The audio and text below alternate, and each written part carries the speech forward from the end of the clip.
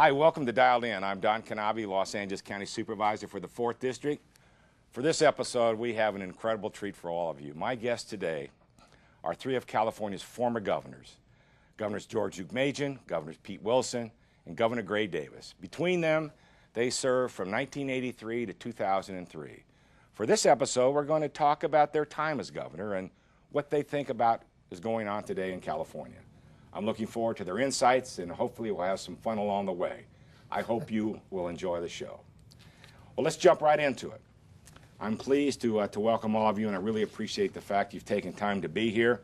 First of all, we have George Deukmejian, 35th Governor of the great state of California, former Attorney General, former California State Senator, and member of the State Assembly.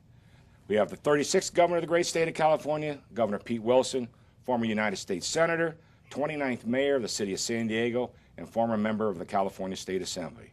And we have the 37th Governor of California, the Honorable Gray Davis, former Lieutenant Governor of California, former California State Controller, former California State Assembly member, and Chief of Staff to Governor Jerry Brown in his first term. Again, thank you all for joining me today. Well, let's start with it, just sort of set the stage and just sort of go back and reflect. That's what we're going to try to do in this first segment, and sort of give us an idea, what were the issues facing California at the time that you took office? You know, all the glory of the campaign and the hard work and the swearing in and the galas and the parties, and you wake up the next day and, by golly, I'm the governor of the great state of California. Governor Deukmejian.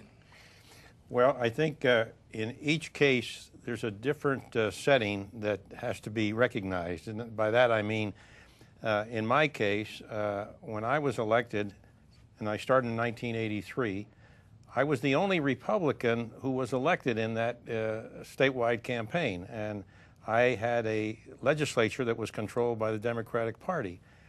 But I had been a member of the legislature in the Senate for many years, and I thought that my former colleagues were going to pay great deference to me, you know, and really assist me. Instead, I found a lot of strong opposition to things we proposed, and it was very difficult getting started in the first year. But as far as the issues, we had a very poor business climate issue to deal with. We had a lot of businesses that were looking to leave the state, and that was a big issue. The budget is always a big issue, and also back in 1983, crime was a big issue in California. Governor Wilson. Well, there were very much the issues that persist to this day, but to take off from where George left off, crime was a problem. We had a dangerously lenient criminal justice system. Rapists were being released from prison after serving very little time. We had, notwithstanding his efforts to improve the jobs climate, which encountered difficulty with the Democratic majorities that he inherited, we had a real challenge because not only was there an international recession, which came late to California but went deeper and longer here, at the same time we had base closures, we had defense contracting cuts, we had kind of a perfect storm. So one of the challenges was most definitely the budget. After I had been elected, I learned that the budget that I was to submit about 4 days after being sworn in would have to close a revenue gap that was about 1/3 of this entire state general fund. And at that point, we thought it was perhaps only a sixth, and we did it all with spending cuts, which was greeted by the Democratic majorities in both houses with hoots, hollers, and declarations that it was dead on arrival.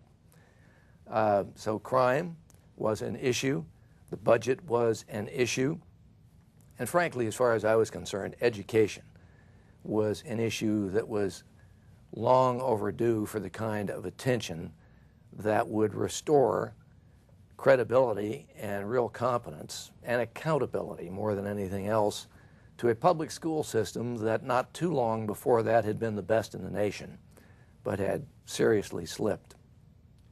Governor Davis, did Governor Wilson leave you a surplus?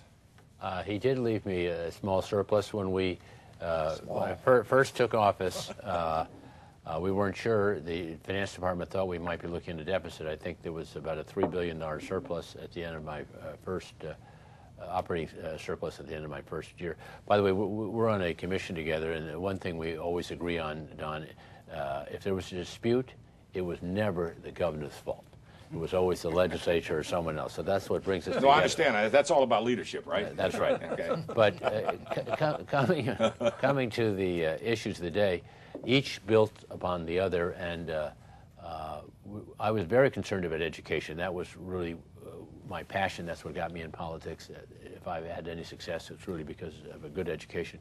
So we were able to get the first academic performance index put in place, really measuring the progress of every school, and we would reward schools, Don, that got better, significantly better than they were the year before, put in the high school exit exam, and also tried to deal with the issues of student debt and the cost of college by creating something called a merit scholarship. So every student who scored in the top 10% of their high school class on standardized tests would get $1,000, and they could get it 3 times at 10th, 11th, and 12th grade. That was enormously popular, and unfortunately gave way to the recession that came a couple years later. But just as Governor Wilson built on crime and some of the business development issues that he inherited from Governor Deukmejian, we built on some of the progress he made on education. Very good. The cost of education, we'll talk about that later, but sort of rolling back. Priorities during your years as governor, I mean, were their own personal priorities? Were they established by the campaigns that you all went through? Were they, established by media? What were the pressures and sort of the priorities, again, as you wake up that first morning and then you've got the next 4 years and the 4 years after that? How did you establish your priorities? Let's start with Governor Davis. Well, you campaign on certain reforms, and I mentioned some of my high priorities in education, and so I called a special session, and we got all these changes in. We got some other important changes. To get accepted at the University of California, for example, you have to take advanced placement courses. But there were several high schools in the county of Los Angeles that didn't offer them. Many in the Central Valley didn't. So we required that all high schools offer advanced placement courses.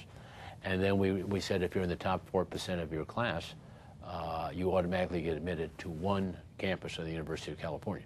So all that got done in the first 90 days. But then life intrudes. We had the internet, right.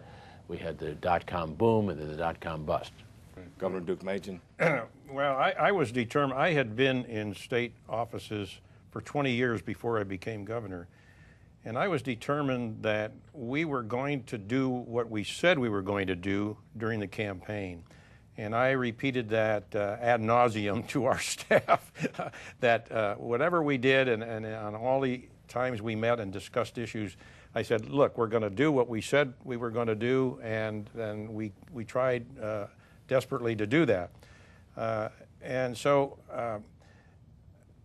it was important what we had told the public during the campaign, and we wanted to carry that out and try to implement that. And so we stuck to that, and by the time we got done, after 8 years, we could safely say that we had done what we said we were going to do. Well, that's what it's all about, too. I mean, there's a lot of talk today, fast forwarding to today, about gridlock in Sacramento and the political atmosphere both here as well as in Congress. Were there any significant differences of gridlock? It seems a lot worse today than any of your administrations in trying to work together. Governor Wilson, what I mean is it relates to today versus back when you were governor and gridlock. Well, you've got an interesting situation, Don, in the fact that George and I had to deal with Democratic majorities. I'm not sure that wasn't easier in a way than what Gray had to deal with when members of his own party were the heavy majority in both houses. After 16 years of Deukmejian and Wilson, they were eager to spend. In fact, we had a conversation after Gray was elected, and he said, I'd really like your counsel. And I said, don't let this legislature spend money you don't have. And they will try. They will pressure you unmercifully. And don't let them do it, because that is more pernicious even than tax increases. So I think that what we were able to do required that we make clear that there were some lines in the sand. Well, you had some control too, Absolutely. A Republican governor, and yet it was difficult for Gray. And the office of governor has real power. Right. You can do certain, there are limits on it, but you certainly can stop bad legislation by the veto. Legislation, as you look back, what was probably the single most important piece of legislation that you signed that you felt, that you felt personally truly made a difference? I know it's hard, how many bills you get across your desk, thousands, but was there one piece of legislation that stood out for each of you? Governor Deukmejian? Well, I'm getting so old, Don, I can't remember that far back. I honestly can't pick out one or two. What we did was usually everything focused on the budget, and you set priorities in the budget and so forth.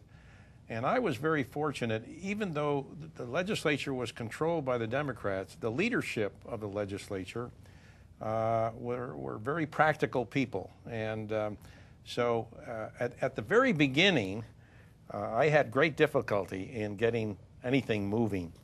And even after being there for 20 years before that? Absolutely. And so we agreed to meet with the leadership of the legislature, and they came down, and it wasn't just the speaker and the president pro tem, it was a lot of their committee chairs and so forth. And we'd sit around this table, and some of those committee chairs used the opportunity to do nothing but criticize me, and we were getting nowhere.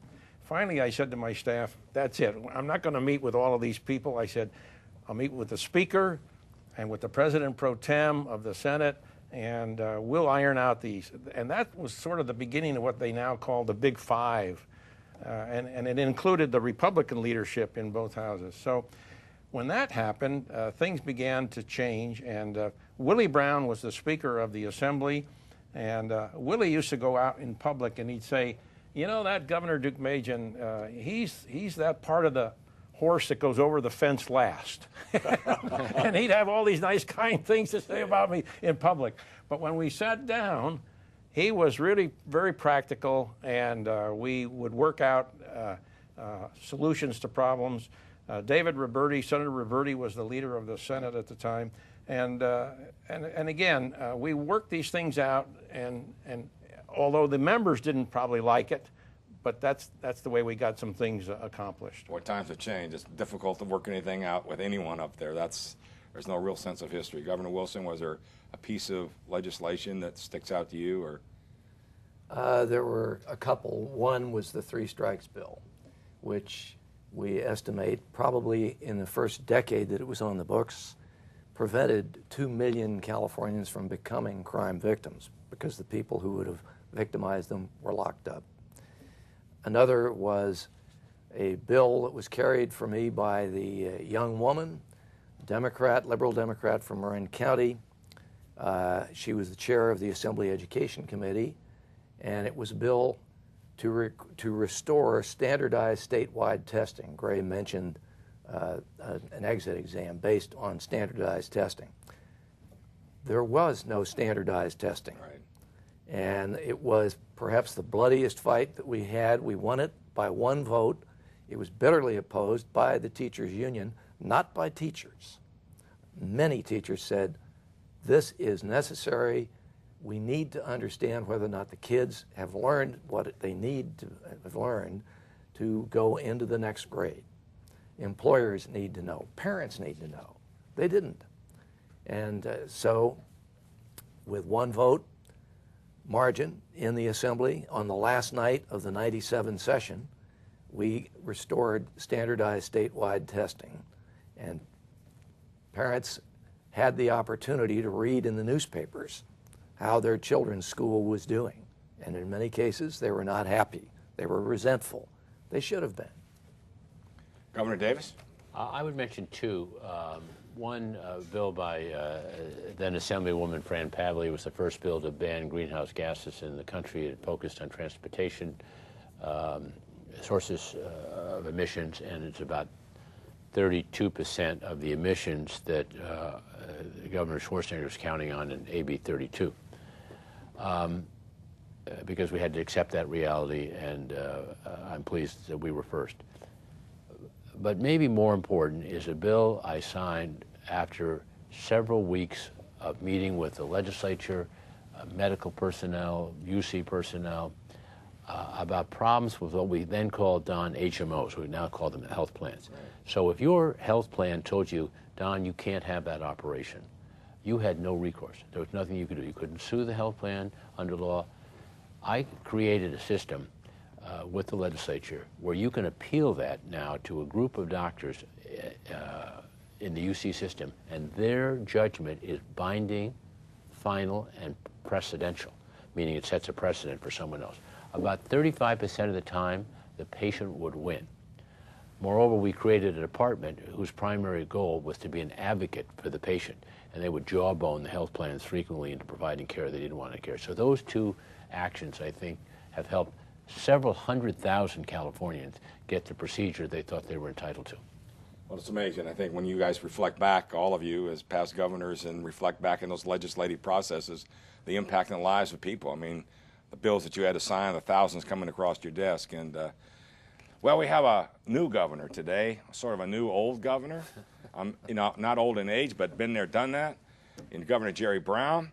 And actually, we have a clip of one of you giving some thoughts on Governor Brown. Would you take a look? Well, Governor Deukmejian, you followed Jerry Brown in office, and you have the unenviable position of following him now. I was a state senator when Jerry Brown was governor.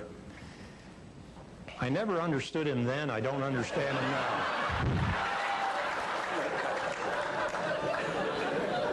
All right. Sort of, you know, that's deja vu, huh? I mean, then and now. So here we have former chief of staff here with us and former governor in his second go-around. The relationship between the different levels of government. Governor Wilson, you were a mayor. I was a mayor, county supervisor. Let's start with you. How do you think that relationship was at the time that you were governor between cities and counties and local government in general, school districts? Such an important relationship. How was it during your tenure, you think? Well, it was interesting because on one hand, I was sensitive to the fiscal needs of local government and thought it wrong for state government to impose duties on them without providing funds. And there were basic responsibilities of local government that were more important than some of the things the legislature wanted to put on them. But the other thing was that we also found that in a number of communities, people who wanted to create jobs were being essentially dissuaded by the resistance of local governments. I mean, sort of a no-growth attitude. And frankly, I raised hell about it. When people came and said, you know, we would really like to bring jobs, and we could bring clean industry, good jobs, but we're getting resistance in the communities. I had little patience with that, and we created, as a result of the Commission on California's Competitiveness, a Trade and Commerce Agency. One of the few times I've supported the creation of a new agency, but it was to assist those who wished to bring jobs to overcome the permitting hurdles and all the other burdens that were preventing them from doing so. We succeeded, and the budget reflected it by the increase in revenues. Well, it helped local government. I remember Governor Deukmejian, you and I, and the LADC and Panasonic, and an opportunity in the city of Torrance. And because of that agency, it was very helpful in bringing jobs down there locally. Governor Deukmejian, during your tenure, well, your relationship, I mean. Yeah, as I remember it, and again, forgive me because I'm so old I can't remember everything. But as I remember it, the relationships with most levels of government, local government, were pretty good, except for Los Angeles County.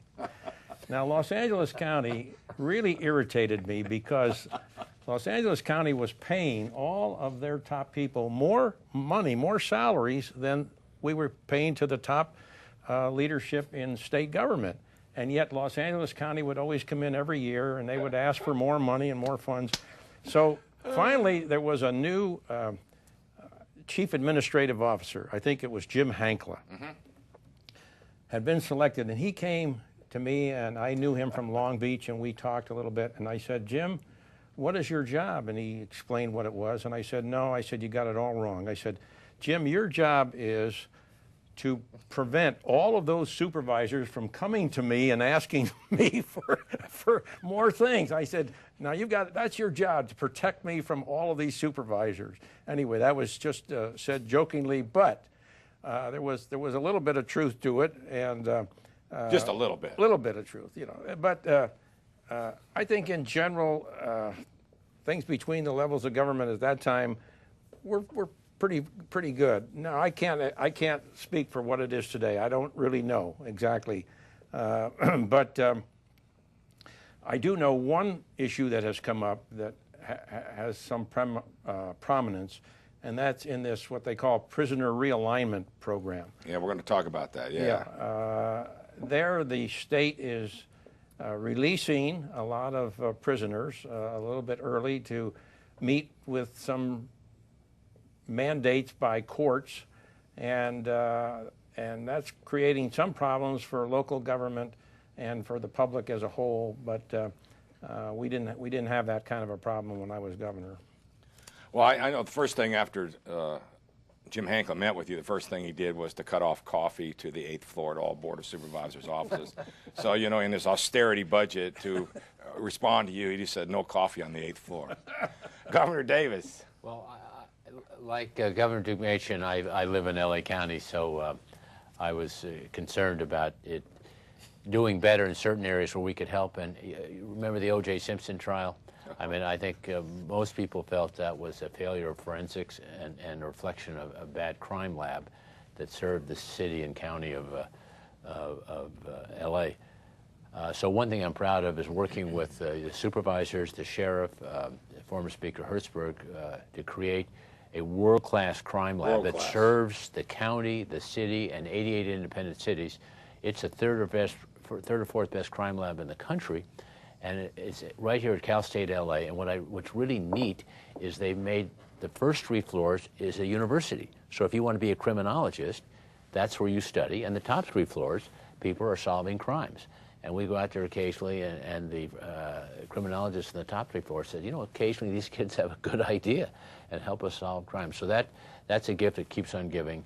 And that was sort of brought on by the, you know, CNI view of the world where you can solve a crime in an hour, and it has greatly increased the number of convictions that have been obtained in the county of LA. It's also helped job life. Yeah, we did the same thing to expand the facility up in Northern California and Oakland. But also helped keep some TV productions here in Southern California. A lot of CSI shows they use the lab and production facilities down here in Los Angeles, in California. So that's good for the entire state as well, too.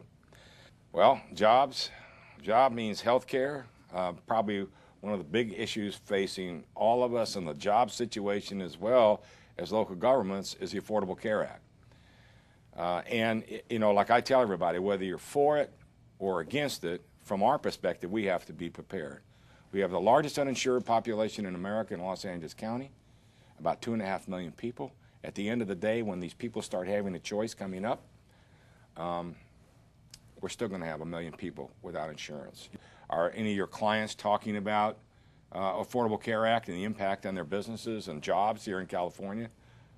Yes, they are. And they're not happy with it. And I think you're going to see that a number of them, and it's particularly cruel to the small businessman or woman. Someone that owns a small business is going to suffer. And many of them are simply not going to be able to provide what is required. And the purpose of this, which has been made clear at the federal level by the proponents, is to ultimately have a single-payer system like the United Kingdom, like Canada. And many of the people who are proponents make no bones about it. That's, in my judgment, a terrible mistake. It will mean that the care is not as good. To say that you will have the opportunity to stay with your own physician is simply not the case. And it is also true that doctors are very unhappy with it. And I've talked to several who say it is loading us, it will load us with paperwork and make it more difficult to give the treatment to patients that we want to give. And we're already suffering a terrible shortage in having sufficient doctors in this country and in this state. And it's going to get worse. So the small business piece is the impacts, I think, are going to force small business owners to reduce the hours of their employees to keep them under the limit. So instead of having a single job, they're going to have to go out and get another job to replace the job, because they're going to have two jobs because of the way they, the thresholds that do. That's exactly right. Governor Davis. Well, I'm going to bring some balance to this discussion here, Don. This is a change on the order of Social Security and Medicare, both of which were fought by the Republican Party, both of which are warmly embraced by the Republican Party now. I don't know if it will turn out as well, but there are some very good things about it. First of all, if you have a pre-existing condition or a child that has a pre-existing condition, you cannot be denied care. Secondly, if your son or daughter lives at home, they're entitled to enjoy the benefits of your insurance policy to get to be 26. And there are some costs that all of us pay today that presumably will at least be reduced. I mean, it's not like care isn't being provided at emergency rooms. You and I pay for that. When we go to a hospital, we pay far more than the cost of the procedure to account for all this uncompensated care. So the theory is that those costs, emergency room costs and uncompensated care costs, which all of us pay in terms of higher premiums, will go down. Now, will it work out? That's the great unknown. But I think it is a risk worth taking, and I'm glad that President Obama put it on the books. Will there be some challenges? Yes. But there's a possibility that greatly increased premiums, which have been driven by the health plans, 8, 9, 10% a year, have come down the last couple of years to 4 or 5%, and it may be the leveling effect of Obamacare that is causing that to happen. Time will only tell. We hope so. I mean, the exchange rates that they're flashing around here in California are very, very expensive and way beyond what some of the premiums you're paying right now. From a government perspective, though, the good piece of that is that we can no longer just say that we're there to serve the poor. We have to be a competitor. We have to maintain some of those that become eligible for insurance. So from our perspective, I think it's good. It's a cultural change that we have to be a competitor, not just a provider. Worst case scenario, though, is there's still going to be 1 million people uninsured here in California and Los Angeles County in particular. And that's the impact on local government. But we hope that there will be some balance and some competitive nature out there in the system. But right now the system looks pretty expensive. So we'll have to see. That's what my concern is, though, because everybody thinks it's way off. It's January 1st, 2014. Like a freight train. And that's that with immigration reform and everything else that's going on. So it could be a very significant impact on this state. You said freight train, Gray, and I will just quote several Democratic senators who voted for it who have described it as a train wreck. Well, look, all these things, and these governors know better than I, all of the major changes get tweaked, amended, adjusted as time goes on. So I doubt that they've got it perfect right now, and hopefully the adjusted changes will be made. All right, well, we're trusting young men like you. Young men like I appreciate the compliment. As leaders in government to resolve all the problems. But what I appreciate is all of you being here today, and we're going to have another segment of this show. But right now, we just want to thank all of you. Thank you guys for joining us today, and Governor Gray Davis, Governor Pete Wilson, and Governor George Deukmejian. And we'll be back with segment 2. Thank you again for tuning in to Dialed In. I hope you enjoyed hearing from our former governors. I really appreciate the fact that they took the time to join us here today. Thank you to the City of Los Angeles for allowing us to use their facilities, and as always, to Charter Communications for allowing this show to happen, as well as working with us to produce the show. Next month, we'll be back with the governors to talk about what's in store for California over the next few decades. See you next month.